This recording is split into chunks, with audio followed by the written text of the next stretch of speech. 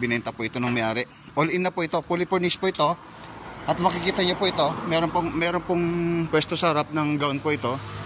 Na pag nagkasundo po yung may-ari at saka yung buyer, mukhang ipapasama na po. Ito po yung harap ng bahay po natin.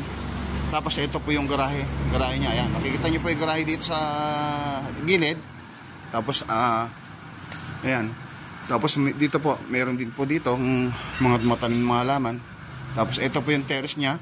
So papasukin ko na po yung bahay. So ito, ayan, makikita niyo po. Napakaganda po ng napakaliwalas po. Ayan. So ayan po, kasama na po lahat yan, mga gamit na yan. Tapos ito po.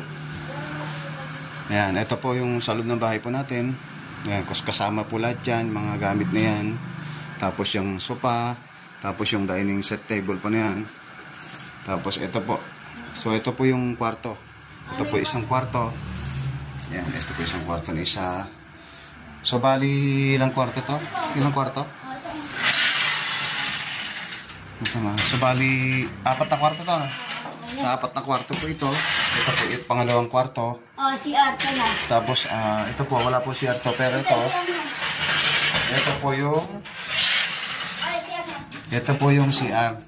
CR po dito. Parang ito po yung pinaka-master's bedroom. Ayan, may CR po dito. Sarili po ng CR niya yung kwarto. Ito po. Tapos ito po yung sa salas na. Ito po yung naman yung sa kitchen. Ayan. Ito po. Tapos ito yung mga cabinet po na yan. Kasama na po lahat yan. Ayan. So ito po yung kwarto.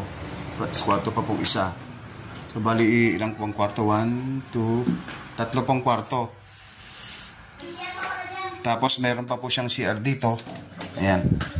Meron pa pong CR dito. Makikita niyo po, ito yung CR po. Ayan. Tapos ay mga gamit po na ito. Tapos yan, may CR po doon. Tapos ito, mayroon pa po siyang bakante dito sa likod. Pag gusto niyo pong mailagay dito yung ibang gamit. Ayan, meron pa pong dito, lababo dito sa labas. Para sa mga bisita. So ayan po.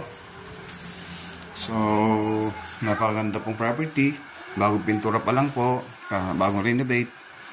Tapos ayan. So kung interesado po kayo sa properties na akin-upload sa aking YouTube channel, so paki-update na lang po, paki-follow and share, and paki-click po yung notification bell para updated po kayo sa lahat ng videos na aking in-upload sa aking YouTube channel. So yun lamang po, maraming salamat po. God bless.